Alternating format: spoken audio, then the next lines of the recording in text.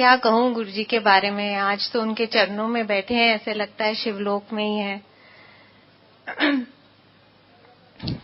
जैसे नारंग अंकल ने कहा कि गुरु जी कहते रहे कि मैं शिव रूप हाँ, शिव दे दर्शन कर रहे हो, फिर भी we never took him seriously.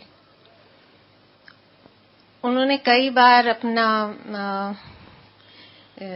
रूप के बारे में कहना कहा, लेकिन हम समझ नहीं पाए। उन्होंने हमें इतना प्यार दिया, like a father, like a friend, like a sister, like a brother, in every form, कि हम उनको उस ह्यूमन रूप में ही लेते रहे। वो ऐसी मोह माया में डालते रहे कि हम उनको पहचान ही नहीं पाए। जब समझ आई, जितनी भी आई, तब बिल्कुल हम मुंह बंद हो गए हमारे। नहीं तो हमेशा एक लिस्ट रहती थी कि आज गुरुजी के यहाँ जा रहे हैं, आज ये मांगेंगे, आज ये कहेंगे, आज ये कहेंगे। एक दिन मैं गुरुजी के यहाँ गई, देखती थी कि संगत आती है पंजाब से, दिल्ली से। तो गुरुजी उनसे खूब बातें करते हैं। तो आज मैं भी जाती हूँ, बेटे की तबीयत काफी खराब रहती है।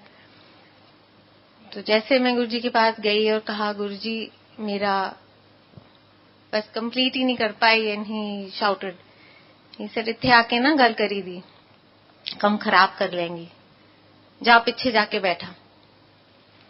I went behind, sat down, very disappointed कि अगर गुरुजी को नहीं कह सके तो फिर किसको कहें, और मैं कल से तो नहीं आने वाली। But as it is said कि you can come and you can go only by his will and wish। बस मैं आती रही और आती रही, और गुरुजी ने एक मिरेकल ही किया मेरे साथ। 3 साल लग गए, मैं कुछ नहीं बोली गुरुजी को। एंड आफ्टर 3 years एक दिन गुरुजी ने मुझे कहा कि एक गिलास पानी ले आ। जब एक गिलास पानी ले गई तो आधा गिलास पी लिया और कहा कि जाके बेटे नु पिला दे। मैंने कुछ भी नहीं कहा था गुरुजी को, बट नाउ वी नो कि उनको कुछ कहने की जरूरत ही नहीं थी कभी भी। वो आधा गिलास जो पानी का जल, प्रसाद, अमृत जो बेटे ने लिया, उसके बाद उसकी सारी प्रॉब्लम दूर हो गई। He was a patient of bronchial asthma since 9 months, when he was 9 months old. और 4.5 साल तक he was suffering. He was also undergoing lot of treatment and having steroids at that age. As a result, वो ना weight gain कर रहा था, ना height gain कर रहा था, बहुत ही weak, बहुत ही low feel करता था। But after that, he was a different child, total transformation. That child who did not put on weight, even today people tell me कि इसको कुछ खिलाओ पिलाओ, बहुत पतला सा है। मैं बस लास्ट सत्संग में ही ये अंकल ने कहा मुझे, I don't know whether he is here today, कि इसको कुछ खिलाओ पिलाओ। तो मैंने कहा अंकल जरा इसे हाथ तो मिलाना। तो वो जब हाथ मिलाने गए, कहते हाँ लगता है कुछ है। गुरुजी की कृपा से he is a very good athlete today and is a national level tennis player. He does good for himself, he is an independent child, and obviously Guruji की कृपा से। गुरुजी टोल्ड मी नजारे देखी चल, तो बस हम देख ही रहे हैं।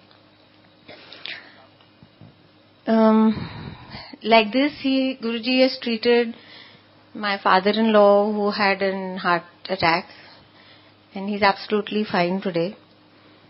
I would not like to say how and all that happened, but after that, after good 4 years, Guruji one day told me कि अपने सोरे नु ले आ।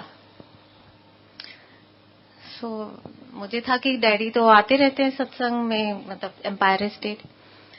तो ही सेड नहीं, कल ही ले आ। इट वाज अ नॉन संगत डे, तू लेके आई बस। So I took Daddy and went. And गुरुजी, वही मैं कह रही हूँ, इतनी केयर, इतना प्यार शायद कोई अपना भी नहीं कर सकता. उन्होंने गेट पे कह दिया था कि गायत्री आंटी आएंगी सौरे नु लेके, उन्होंने सीधा अंदर भेज दें. So everybody was waiting at the gate कि जैसे हम आएंगे हमें अंदर भेज देना. So we went to Guruji in his room. He told me, जा सौरे वास्ते चाय बना के ले आ. I went in the kitchen, made tea, and when I gave it to him in his room in front of Guruji, so Guruji said, "Aja tu bhi baja." And Guruji was sitting on the sofa. My father-in-law was sitting down. I was sitting next to him. And then Guruji said, "कि uncle, 2 वक्त की रोटी रब ने सब दे वास्ते बन के रखी हुई है, वो कोई भी नहीं छीन सकता. ते टेंशन क्यों बनाई हुई है ने?"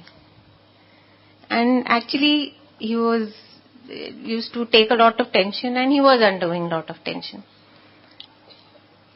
So Daddy said कि गुरुजी इस तरह नहीं होता, ऐ नहीं होता, वो नहीं होता, all the kind of problems that we were facing at that time. So Guruji said कि रब दी मां ने रब नू कहा कि लोकी तैनू बहुत ही तंग करनगे हुण. ते रब ने कहा मैं गुरु नू भेज दिता है, हुण लोकी उन्नू तंग करनगे, ते मैं इत्थे ही हां, मैं हां, तैनू टेंशन लेने दी कोई लोड़ नहीं.